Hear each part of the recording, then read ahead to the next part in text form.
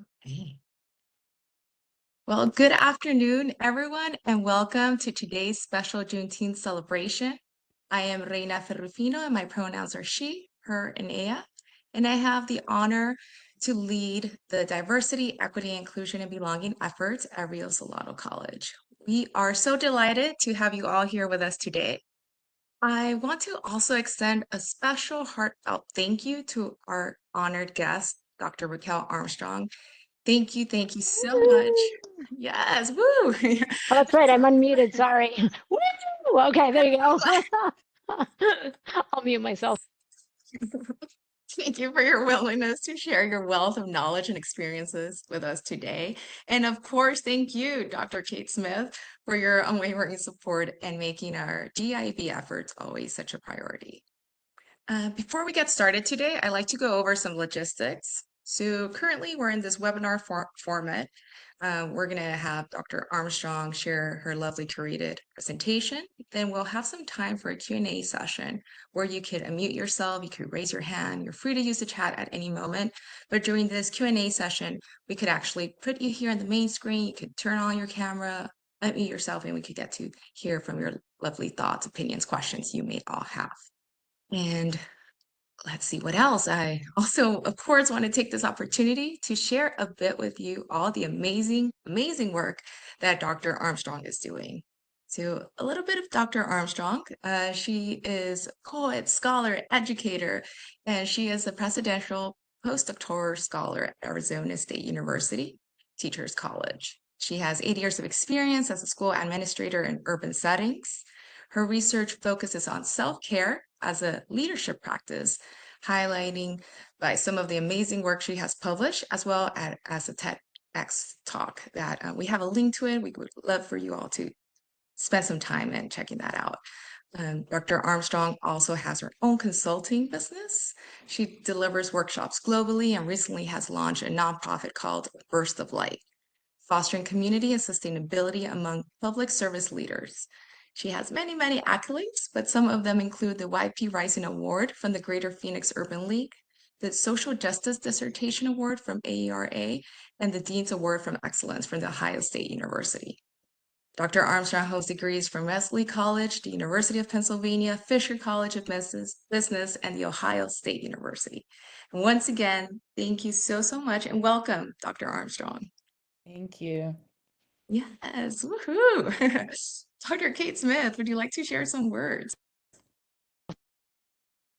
Thank you so much, Reina, always for all of your excellent work and for all of your leadership and support of our DEIB Council. And thank you to all the council members who are here and also have been supporting this series of conversations and discussions and opportunities for learning. Dr. Armstrong, thank you. I'm so excited to learn from you today. So excited about the research that you're deeply engaged in around self-care. So very excited to hear more and learn more today. So thank you for being with us. Thank you so much. We know time is precious. So thank you for your willingness to share some of that time with us. Truly appreciate that.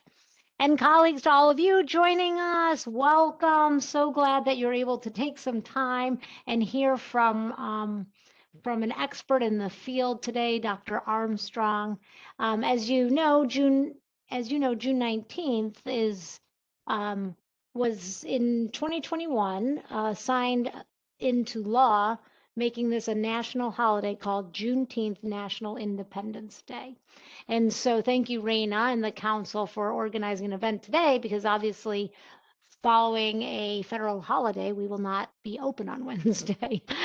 So we get to come together today. If you're not fully aware, our library also has tons of resources, but a quick snippet about Juneteenth is, as I said, President Joe Biden signed it into law in 2021 for it to become a federal holiday. And it's in honor of June 19th, 1865, when the Union Army arrived in Galveston, Texas, and enforced the proclamation of it that had been signed 2 years earlier and enforcing the freedom of more than 250,000 people who were still living in slavery at that time. And so since then, historically, that date has been recognized and as the commemoration of abolishment of slavery in this country. And so that's just a little snippet, but there's a lot more, and as I said, our librarians and our library services can provide a whole lot more information if you're interested in reading more and learning more. So with that, today, Raina, again, thank you. We're going to get to just spend some time, again, learning from an expert on self-care as a leadership practice. So I'm just going to hand it back and let's get started. And welcome all. Thank you so much for being here. Beautiful.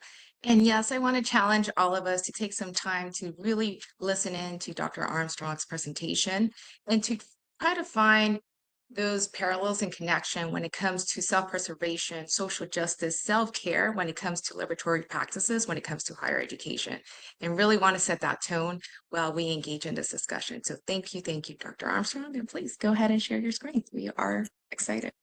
All right. So we able to see it?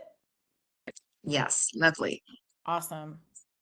All right, so thank you, President Smith, for kind of giving and setting the stage around Juneteenth. And I kind of wanted to start with just adding a little bit to that in terms of thinking about, Juneteenth as this, not just the celebration of freedom, but the celebration of the constant pursuit of freedom. And so particularly within the culture, I identify as a Black woman, but growing up in a Black community, we often celebrated Juneteenth in sort of a similar way that people celebrate the 4th of July. But this idea of freedom has yet to arrive, right? In law, in policy, there are many freedoms, but the lived experiences of Black people in the United States and abroad reflect something much bigger than that. And so I want to draw attention to the Juneteenth flag that we have here, and I don't know how many have seen it. Often, the sort of celebrations of Pan-Africanism reflect red, black, and green, the colors red, black, and green. But the Juneteenth flag is very specific to the United States. And what it reflects is our national colors of red, white, and blue, but also this curved arc around this idea of a new horizon and this idea of the what's to come versus what we've had in the past, right? And so I want to ground it there because what does self-care have to do with the celebration of Juneteenth? And so one of my favorite quotes by Audre Lorde is this idea of caring for myself is not self-indulgence. It is a self-preservation, and that is an act of political warfare. And so I ground it there in particular because when we think about Juneteenth being this celebration of the abolishment of slavery, of enslaved Africans, we know that there is this tracing and this legacy of systemic racism and what has sort of evolved as a labor, both emotional and physical, for folks who are of the diaspora.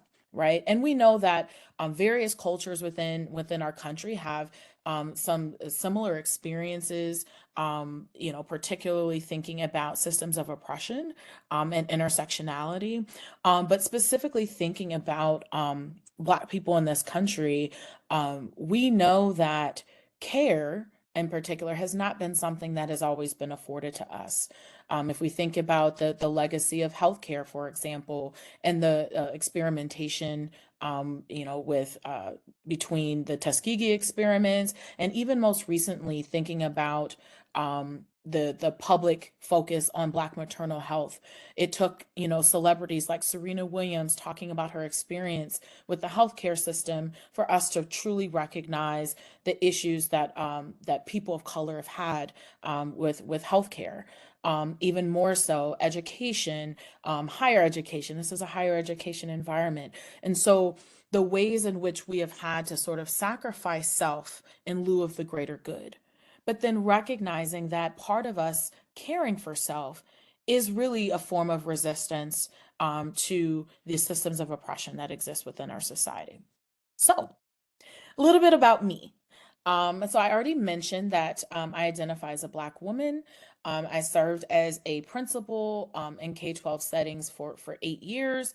However, most of my time was spent in a middle school. So what you see is a picture here with me with some of my former students before they were celebrating me as I was transitioning to Arizona.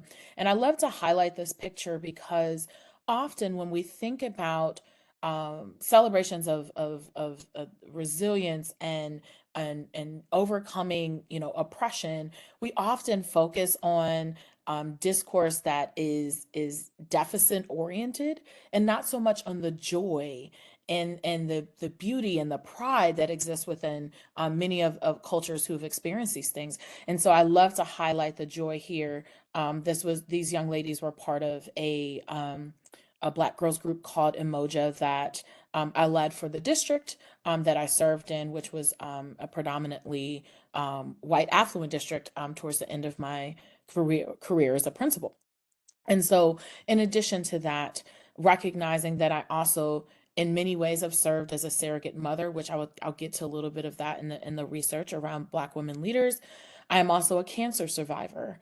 I'm a mentor.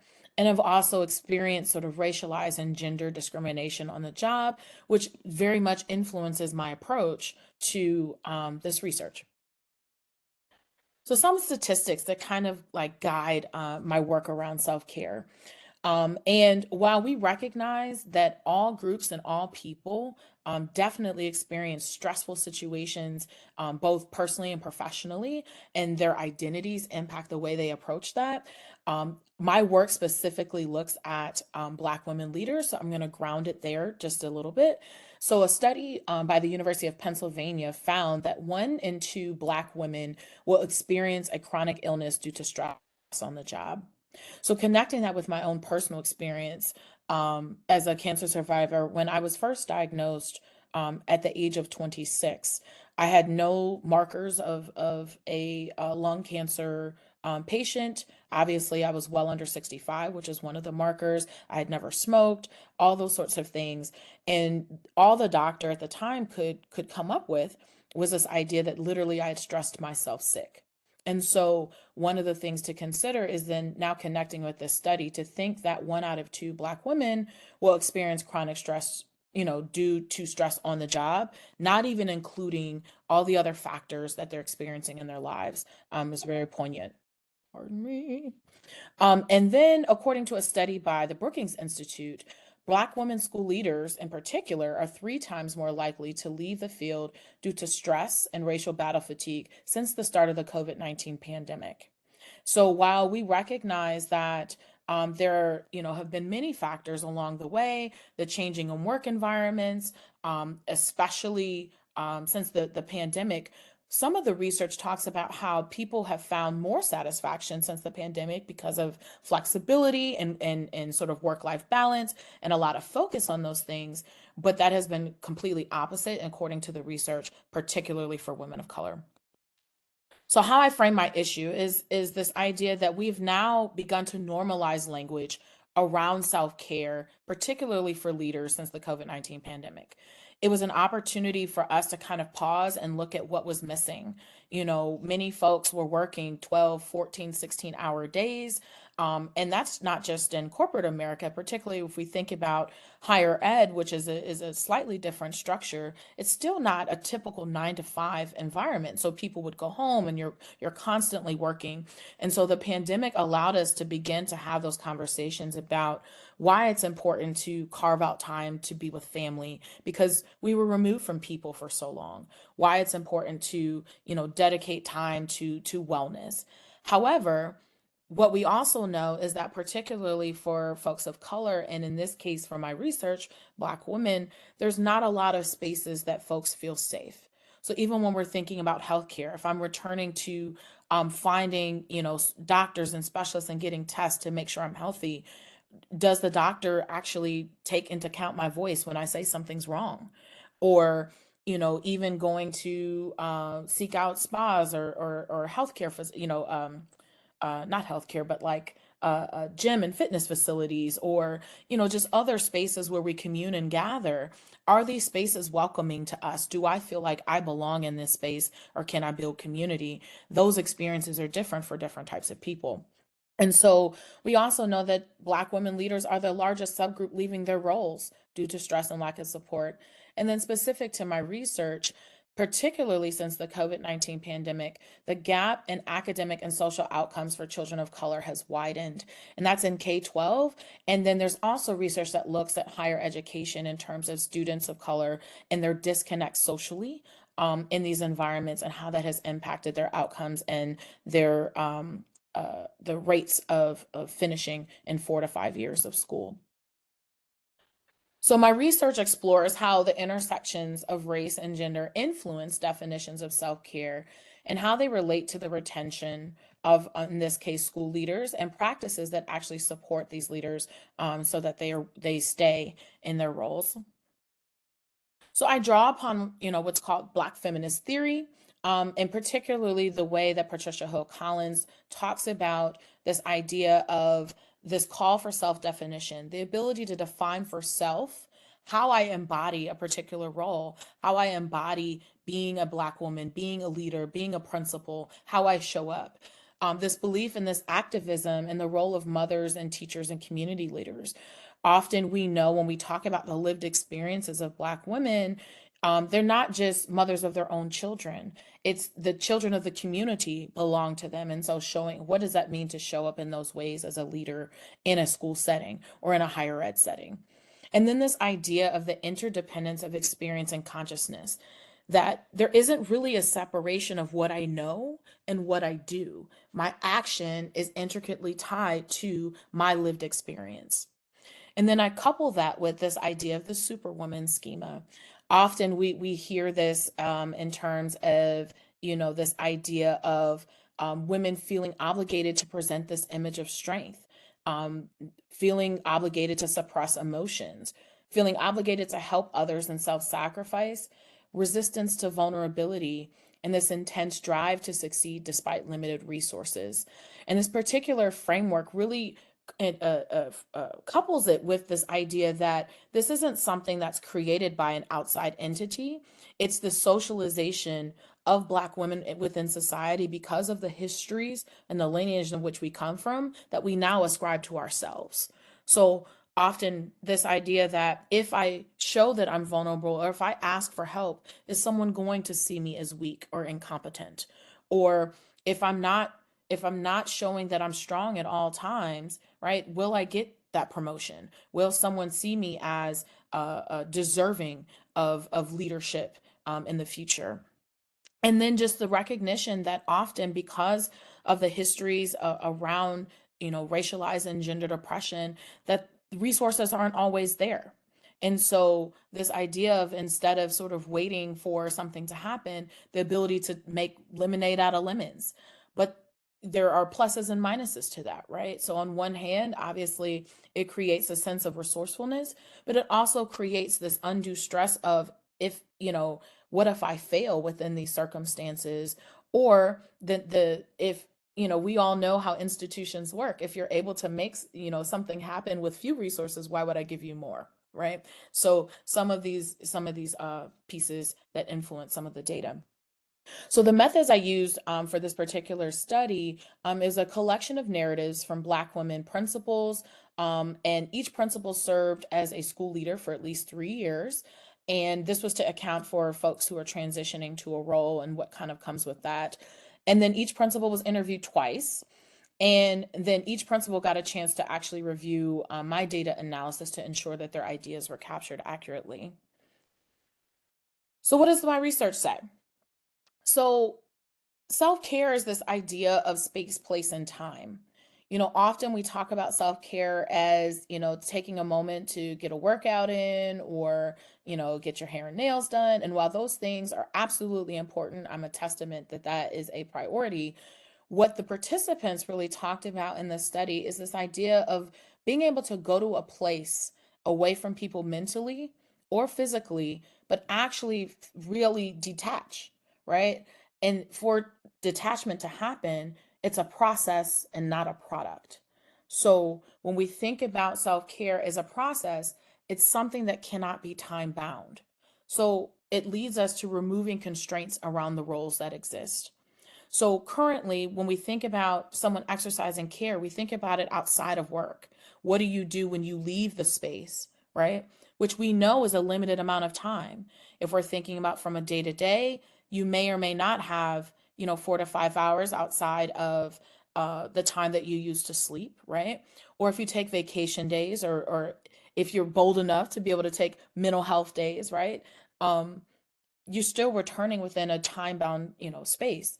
But how do we think about it as this process that we're undergoing on a regular basis instead of it being something that we just put a pause on and come back to? So some quotes from some participants. So Nina says, and I will share that all my participants in my study have names from prominent Black female singers that I think influenced some of my work. So Nina is Nina Simone. I didn't feel like I had a whole lot of space to breathe because I wanted to make sure I did all the things. I just recently started scheduling lunch because I was going all day and not eating. And then Etta says, you can, sorry, move my little bar here. You can call my colleague right now. I'd be like, I'm about to go to the bathroom. And he knew that meant I was going up the street to the grocery store, up on the second floor to go to the bathroom. And why these both these quotes are really important because this is about defining the space of care. So for Nina, she felt that her job was to be on for all of her stakeholders all day, and she literally was not eating, which we know is a necessity for our bodies, right? To nourish our bodies. So part of her care was literally putting in her schedule and actually scheduling a lunch. Now that may seem small to someone who might actually have a lunch option throughout their day or have a little bit more control over their day. But for her, this was the process that she was able to start putting into play for her to be able to have those moments on a day-to-day basis. And for Etta, you know, she literally did not use the bathroom in her school. She felt that everywhere she went, she literally, again, had to be on, no one could even see her remove herself because someone would say she wasn't visible. So for her to be able to exercise this and actually take a moment for herself, she literally would leave the building to go to the bathroom at the store up the street. And then we also have this idea of self-care as a means of survival. So self-care is a process of boundary making, the ability to say no, the ability to determine the priorities of the job and the way that you show up, and this idea of setting schedules. We've seen, an increase, particularly in corporate America, of the flexible working conditions, where sometimes people are able to work, virtually, or kind of control some of those things as needed based upon their own circumstances. But we know in education, some of the control is not something that we have. And so one of the ways that the leaders in this study were able to kind of, really determine those priorities is being able to say no. No, I'm not going to, show up for this, but here's how I can meet this particular need. And then really working with the community and stakeholders around them to figure out how to do that and to be able to have those conversations. It's definitely a tough conversation to have when you are in a role that serves the public, because often, especially if it's a role like a K-12 educator that is publicly funded, sometimes people feel like they have unlimited access to you. And so it's figuring out how do you create those healthy boundaries and having the supports and the systems to do so. But also this idea to response to chronic illness. I am not alone in my journey. The participants in this study, every last one of them developed a chronic illness while on the job, all of them different. In Nina's case, she developed high blood pressure and diabetes. In Etta's case, she developed alopecia, and she actually developed now I'm trying to think of it wasn't lupus, it was something else where she ended up having to go on a severe diet and literally because the doctor told her that she literally could die. And all of these things didn't show up before they took these roles and served as principals. And so while we can't, automatically say that it's because of the job. There definitely was an influence. And so figuring out how to respond to those stressors that occur, because some things are within your control and some things aren't, right? And so how do we create the space necessary to respond to the stress we're experiencing? And then this idea of the antidote to racial battle fatigue. Um, Particularly since the COVID-19 pandemic, we know there's been a spotlight on conversations of race, right? And for many, especially if you're serving in a space where you reflect the only one of a particular identity, there's also been this expectation that you serve as an expert on these topics. And while you're an expert on your own lived experience, that doesn't necessarily mean that you are knowledgeable about all the things that are going on. And that pressure to kind of show up in that way has created this sense of fatigue and tiredness, and frankly, for many, wanting to just not even want to deal with it entirely, right? I don't want to talk about it. I don't even want to hear about it. I don't want to go to a DEI program, all those sorts of things. And so really finding that place of care to really respond to that and respond to those lived experiences. And then a response to trauma. Many of us, have experienced grief and loss, or maybe have experienced trauma in our childhood, and those things don't go away. And as leaders, we're often expected to check ourselves at the door, but who we are still comes into the room. So the ways that we suppress and compartmentalize often turn into things that we really need to address through our care. And then also this idea of care and community. We know that, particularly for communities of color, our care is collective, right? We feed off the energy of one another, whether it's intergenerational, whether it's, across folks who have similar experiences, but being able to share and commune really creates that space and that process for us to care for ourselves. So some more quotes. Thinking about racial battle fatigue. So Gladys is a participant who she was the only Black woman principal in the entire county where she was serving. And so she says, I think I just feel like for me in particular, I feel like everyone's kind of got their eye on me, because I'm the only one. I'm the first Black principal they've had here in the whole county. So I just feel like, there's no room for me to mess up. And for her, it was this idea that it wasn't just about her serving, it's who comes behind her, right? Whose doors are she opening or closing based upon how she chooses to lead, right? She can't ruffle any feathers, right? Because then maybe they won't give anyone else an opportunity. And Billy says around boundary making, my voice went pretty much unheard. My teachers even stood up at board meetings about the things we needed and that kids are drowning. The response was always, we hear you, and we're looking at that. We're working on it. But there was never any action behind it. It was all just to quiet me down, to get me to be quiet. And then nothing came until I resigned. So for Billy, her boundary was enough is that she literally left. She's one of the participants who left the field. And for her, that was the space that she needed, unfortunately. But the key is we can't have leaders who are leaving the field, who are leaving these spaces, because they're essential to the success of our students, right? So that leads me to, what does it mean to build a self-care plan? Because as I mentioned, some things are within our control and some things aren't. But as leaders, most of us go into spaces, we come in with a 90-day, 120-day plan. I'm sure, I don't know how many of you read the 90-day, it's called the 90-day plan book. It's one of my favorites for professional growth. But we come in with a plan on how we're going to lead. The same thing exists when we're talking about our own self-care, building our own self-care plan to help guide us through the process, because some days are going to be good and some days are going to be really, really, really hard.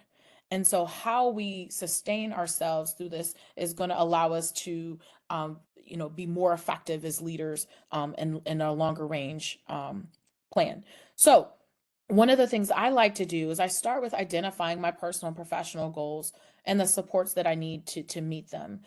And when I say identify goals, I'm talking short term. What do you want to accomplish in just the first year? And kind of do some backwards planning and what supports that you need. And then what are the barriers and threats to your plan? Is it something that's happening in your personal life? Are you, is your life demanding in terms of caring for an elderly parent, or children, or, are you going through, some kind of life-changing event like a divorce, right? Like, what are some barriers and threats to your plan? And then what are some activities that help you to replenish your cup? I think I see coming across the chat like mindfulness, and there's so many like mindfulness podcasts and tools, free tools online. Like, what activities really help you to replenish yourself? Whether it's something that is short, like 5 minutes, or it's something more long range that you can do when you take a day away or you take a vacation. And then what are some strategies you use to manage your needs and the needs of others, right? So as a leader, we're often asked to show up for other people. So do you know how to manage those needs, right? And then identify a personal board of director to manage each of these areas, because we cannot do it alone, right? So who in your life, whether it be a mentor, whether it be a boss, whether it be a friend, who really knows this particular area for you to help hold you accountable? And then revisit those goals every 30 days. And that's something that I do personally, as I take a look and I say, well, I know that I have the capacity, and I talk a little bit about this in the TED Talk. I have a capacity for 5 minutes. Maybe my day is jam-packed, but what can I do in 5 minutes to help me engage in this self-care process? Maybe it's a mindfulness thing. I personally like to, just take 5 minutes, no phone, no email, no anything, to just ground myself for the day. And that was where I started. Now it's a lot, deeper, more engrossed in a lot of things, but sometimes you just need that window to get yourself started. But we know that when we don't prioritize and make something part of our everyday, it's very easy for us to skip out on it when other things become more urgent. And so making sure it's essentially, part of your day every day. But in addition to building your plan, we also need supports. So how do institutions support this work? I think it's about exploring partnerships with mental health practitioners that support leaders beyond EAP. We have to move away from expecting people to find these spaces of care outside of work. It has to be integrated into the work that we do in creating holistically well environments. I know some institutions have started with some like, Wellness Wednesday type activities and things like that. But how is it integrated in everything that we do, right? When you're having a meeting, a department meeting, right? What are some of the wellness, practices that are part of what you do? How are we honoring people and their voice? How are we creating spaces of community? And that is part of an everyday experience, as opposed to asking people to find time to find therapy outside of work. And then reviewing structures and supports for leaders, pardon that typo, reviewing and expanding personal and professional leave criteria. When I mentioned that certain things aren't time bound, we have to think about the fact that it's not a one size fits all. What one person needs is going to be different than someone else, and learning how we can respect that and move away from what Tricia Hersey calls that grind culture. I often have these conversations with people who say, the new generation, the millennials, don't have a work ethic, right? Because they take, vacation days in their first month of work, or whatever the expectation is. But when we move away from grind culture, we recognize that many hands make light work. If we're all healthy and well, and we all are able to show up and be effective, then we don't feel that same burden when one person is taking time for themselves, and vice versa. And then building intentional community around leaders of color. This is hugely important, because, again, when we're in community, we're able to, first of all, feel like we're not alone in some of the things that we're experiencing. And often we also know, from this idea of diversity of thought, sometimes other leaders, because they've experienced something, can help provide and ease some of that burden by offering like tangible solutions to help people get through some of the problems that they're experiencing, whether at work or otherwise. But when we create these safe spaces, people are more able to feel healthy and whole, and sustain the work that they do. And so I know that Raina wanted me to share a little bit of my work. And so one of my activities, I should say, that I use is my self-care has been writing poetry. I've been doing it for a long time and sharing it, because it allows me to kind of capture some of the experiences of people around me, and almost like amplifying their voices at the table whether it be just to get it off my chest, but also recognizing that some voices were never, part of the conversation, and giving them a space, giving them a folding chair, so to speak. And so the piece that I'm going to share before we open it up for questions is called Black Woman. And I chose this piece because it actually is part of my dissertation work. So one of the data analysis tools that I used is called poetic transcription, which is a process of taking words from the interviews that I used and rearranging them into the form of a poem. And so the poem that I'm sharing is an example of that. And I hope you like it. All right. Black woman brave. Black woman behave. Black woman be open. Black woman closed to nonsense. Black woman reject emotional word vomit. Black woman cup only but so big. Black woman built for this. Black woman cut from a different cloth. Black woman's cloth used for cleanup. Black woman clean up too much stuff. Not available for Black woman. Black woman knows boundaries. Black woman's boundaries too much like walls. Black woman smile. Black woman laugh and expose her smile. Black woman laughs so loud she drowns in her own freedom. Black woman breathes. Black woman her own shield protector. Black woman got night. Black woman knows night but hopes for day. Black woman pray. Black woman pray so hard she just might hear. Black woman didn't talk to God until God took her someplace new. Black woman knows shelter. Black woman knows voice. Black woman knows self better than mirrors.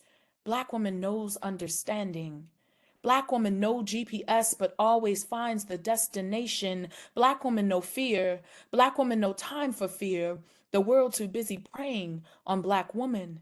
Black woman mother. Black woman mothering. Black woman nurturing earth like only community grows from her touch. Black woman beauty. Black woman beauty runneth over. Black woman beauty hidden by scars. Black woman ready. Black woman got a feeling. Black woman feels strange. Black woman brand new walk. Black woman sweeter talk. Black woman free. Thank you all. I'm looking forward to conversation. Beautiful. Thank you so much, Dr. Armstrong. That was so beautiful. Again, still gave me chills once again, getting to hear your poem. And I think the themes we could see there of freedom and liberation and really connecting this concept of self-care to today's discussion, Juneteenth. Thank you for that. And for also your participants for sharing their own lived experiences and us getting to know a little bit about them and their journey through your presentation. Thank you, thank you. And yes, let's get started for any Q&As that we may have for Dr. Armstrong. Please feel free to put it in the chat. You could also use your raise hand feature, and I can make sure to put you in here in the main stage, as it's called, and you could go ahead and ask your question.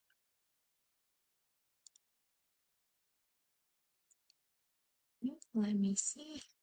Yeah, I saw the chat was like going while I was talking. I was trying to read it in. No, you're okay.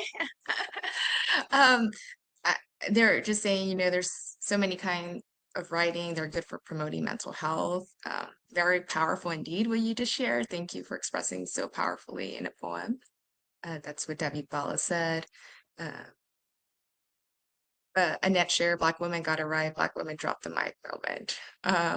So that's beautiful. Like Tiffany there's a hand shared. raised. Oh, there is. Oh, beautiful. Okay.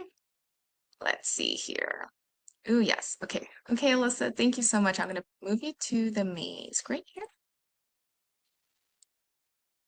And I think you're able to unmute yourself so you could ask your question.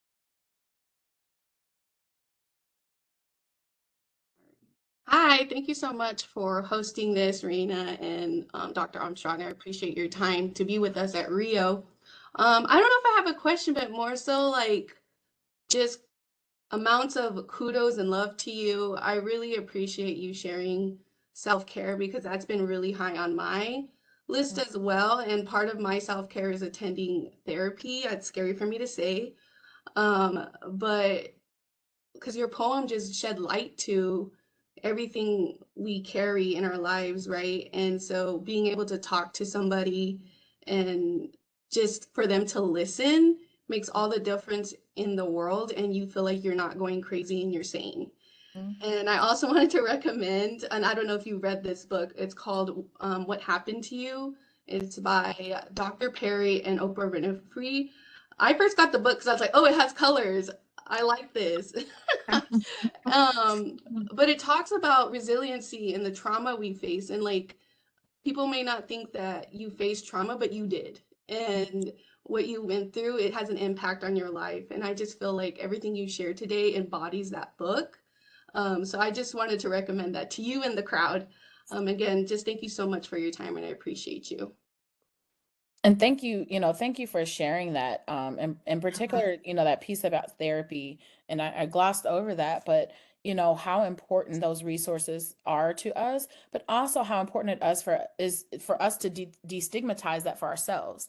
We often are so scared to say I'm in therapy because we tie it to this notion of, well, people might see that I have some kind of mental health issue, when really we need to normalize the fact that like therapy is another way of care and being able to get out what we're internalizing, because similar to what I was talking about, that stress and chronic illness, those are internalized thoughts, those things. And I'm not a medical professional, but thinking about what my doctor told me, like when we internalize ideas, that manifests in our body.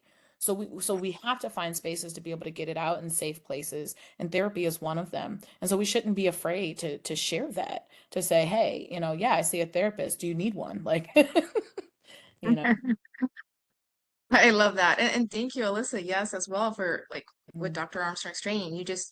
You're saying, for me to admit, and you're here in the main stage camera with all these mhm. folks, I mean, that takes so much courage. And that I do think we need to have these conversations that, yes, mental health is important. We need to take care of ourselves, especially in spaces that were not built for us, as we are young, navigating this to avoid racial fatigue, different type of Yes. elements that come with constantly serving and caring and giving the best that we can. So thank you, Alyssa. Thank you. Great discussion. Great point. And I'm going to go ahead, and I believe we have another question. So I think I'm going to go ahead and move you back if that's okay.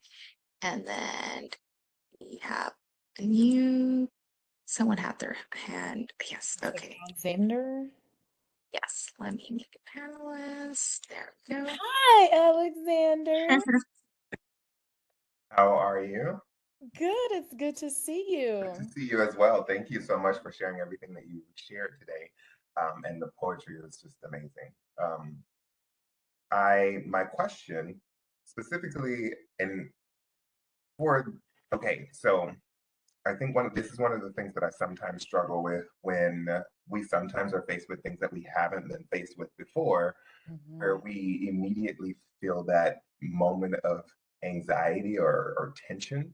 But we've also, for many of us, we've also experienced some kind of buildup of resiliency over the years Mhm. because we've experienced different things. For those of us who have not experienced anything to even come to a place of understanding what resilience feels like, what it means, how do we differentiate that anxiety as from the fear of the unknown in this moment, Mhm. the anxiety of experiencing things constantly that causes us to feel that tension? I don't know if my question is clear, but I'm trying to differentiate between those two different things.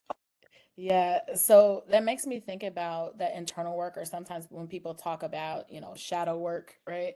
Like when you encounter something, it's the ability to process, like, and actually ask yourself, like, what am I experiencing? What is this that I'm experiencing? What are the factors around what I'm experiencing? Is this something I've experienced before? Because that's often what we feel like when we experience like microaggressions, right? It's like, is this what I think it is? Is this, like, and because that your body's response to it is telling you that there's something there, right? That anxiety, right? So that in and of itself is telling you that it's real, right? But the question is like, what do you do with that? is that something for you to process and develop new strategies for managing? Or is it also something in terms of calling in or calling out the factors around it? Is it a person? Is it an institutional structure? Is it a discourse, right? Like that requires some discernment of for yourself in terms of processing, which is a lot to do in one moment, right? So it's being able to take a step back, right? And so what's interesting about that is I remember in a former place of employment, they developed this, one of the norms was a 24-hour rule. So if something happens within 24 hours, you needed to address it with somebody. I was like, that's not realistic, right? Hmm. Because if, you know, in that moment, like I might have felt a particular way. And if I responded the way I felt in that moment, I might not have a job, right? But I might need to take a moment to process all the pieces. Doesn't mean it doesn't need to be addressed, right? But knowing what you are addressing is important because to your point, Alexander, there might be like a history behind something that even that one individual who maybe there's a one-on-one interaction is unaware of, right?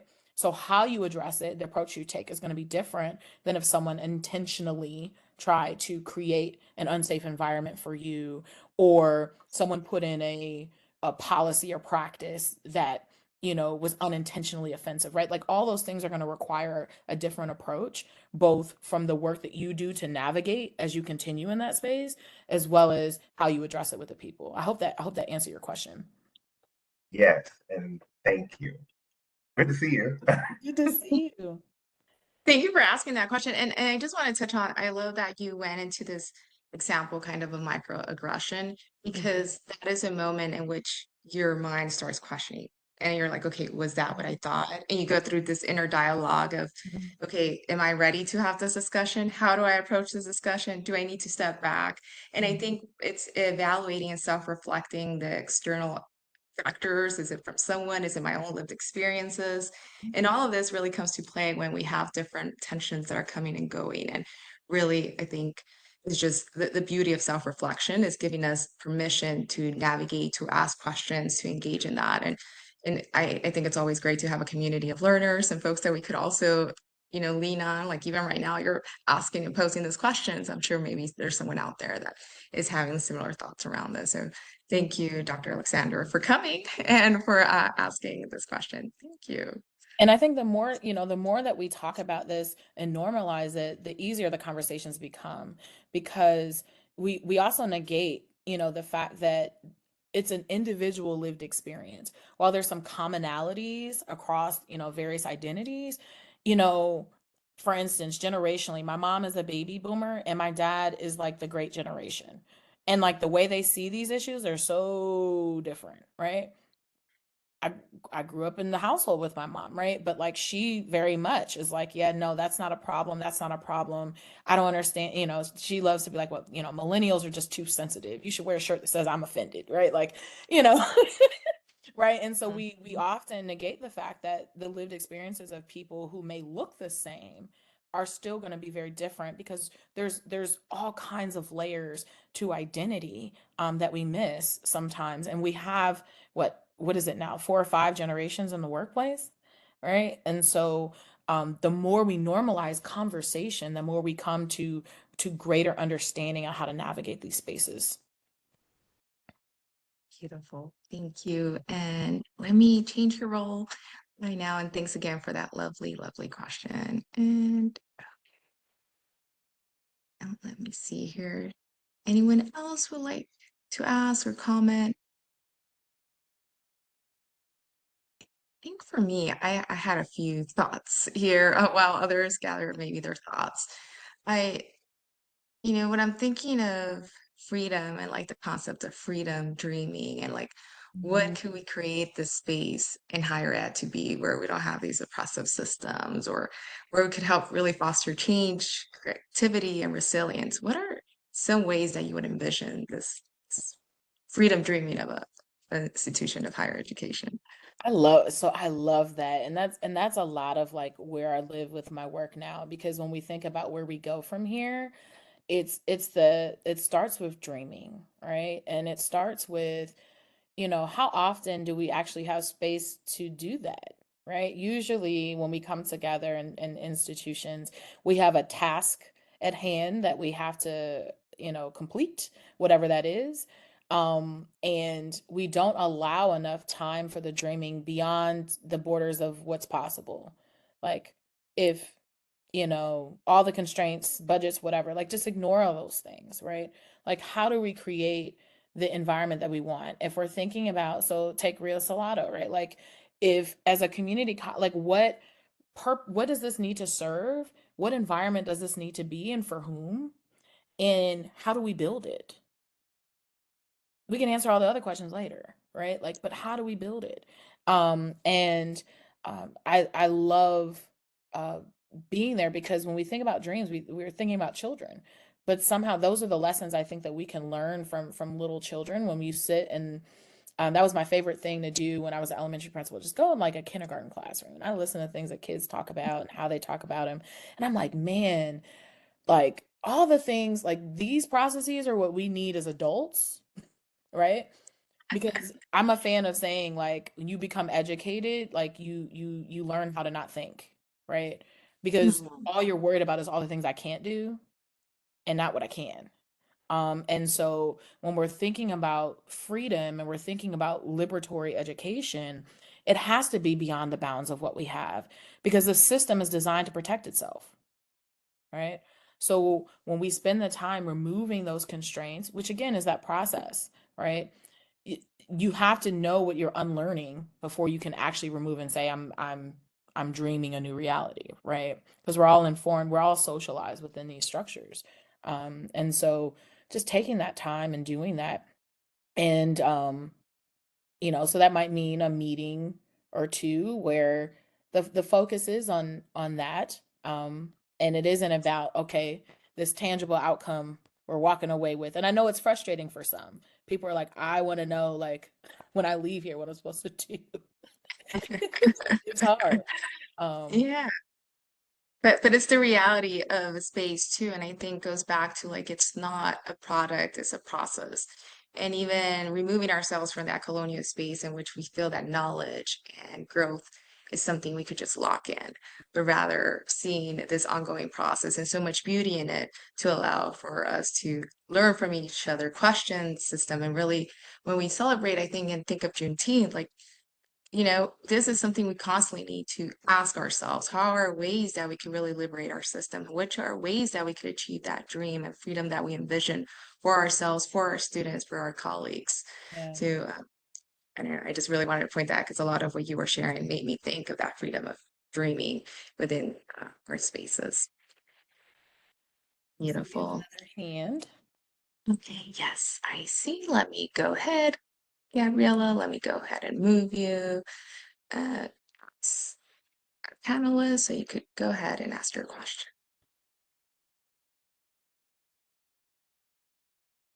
Hi, love, love, love all of this. Thank you so much. And how do you handle when you're in a professional environment conversation and the dreaming big, the wild ideas are kind of like laughed at or like that's a dumb idea. But then also when someone else of a lighter skin tone or opposite gender says the same thing, it's like, oh, that's a great idea. And so in the past, I have like literally been like, I just said that. I just said that. I just didn't know if there's a better way to handle those situations. So I'm a huge fan of questioning in the sense that in those situations because I've been there. We're in a redesign process right now at Teachers College, and so we've had a lot of these dreaming conversations, and it's to me it's like a questioning of what makes this a great idea and what pieces of what I said were missed and how to what I mean, like questioning people around why that versus this, because sometimes people will find themselves like, oh, oops. You know what I mean? Mhm. Like, so sometimes people don't even recognize when they're doing it because, again, our internal, we talk about it as implicit bias and and you can do all the implicit bias training all you want. What I've noticed is, like, in the moment, people resort to the mental models that they already have. So when we have, if in my mind I have a preference for seeing a white man as authority on a topic, then when they speak and say something, I'm less likely to question it, right? Mhm.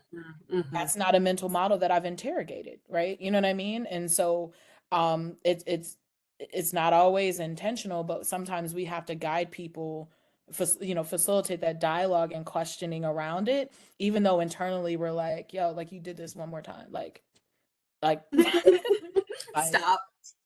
like Stop, stop it, right? please. Stop right now. Like Yes. Oh, thank you so Thank you. I much. love the realness of this, and I think we all could connect and relate Mhm. to this. And I even see in the chat, I hope it's okay, but I see Dr. Melanie and Annette say that they say, thank you for agreeing with me. Like, I think that's such a call out as well. I love the idea of guided questions of asking, like, okay, problem posing some of these, like, oh, could you tell me a little bit more about that? Or what did you mean when you said this and that? Or, I feel that I might have shared that. I'm curious, how did we move forward to now go forward with this idea?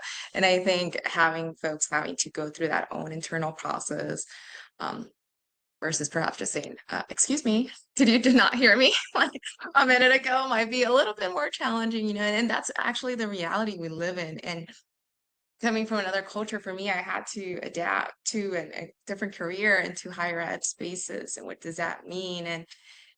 And just really learning and Mhm. engaging in that process while also being authentic me. Like, my Mhm. voice is important, having to speak up, but knowing how to navigate in a way that, you know, yes, it abides by the system, but that feels like I am still able to resist it and share my voice. And trust me, it's hard. I'm guilty of wearing my thoughts on my face. So especially in like a virtual meeting, like it's all here. It's all here where I'm like, like, I'm not sure we could play poker. you know what I mean? This team, Like, this. it's all there, right? But I think, it, even in that difficulty, it it actually puts people in a place where they do that internal work, because sometimes people do need to be called out, but in most cases, if the outcome is you want colleagues to reflect, then it has to be generated in a way where they have a desire to do so versus shutting down because they're embarrassed. Mhm. Yeah, and one last piece, if I could add, is that we don't need to have the answers there and then ready to go. Like, I'm a big reflector. I need time to, like, take a moment back and to acknowledge that that is okay as well. Uh, Yeah. Taking care of ourselves in the process. So beautiful. Thank you, Gabriella. Any other final thoughts with that, or did that feel good? Like, good. Yes. Okay. Beautiful. And I believe that might conclude some of our questions. I know we've had a lot of beautiful comments of you inspiring us today, Dr. Armstrong, with your work, your poem, sharing every bits and pieces in that. I think of you, and there's so much that makes you who you are. But I feel that we really got a beautiful perspective with your introduction, that picture, your poem, and even this last conversations where we're just really engaging and sharing some of your own experiences. Thank you so much. And thank you everyone for, attending and taking the time today, for sure. This was lovely. I can't wait to connect and hopefully keep engaging in these lovely conversations. Once again, let's join me all in thanking Dr. Armstrong for her beautiful, beautiful workshop today. This was incredibly amazing, very inspiring, and thank you for your time. Thank you. Take care, everyone. Thank you.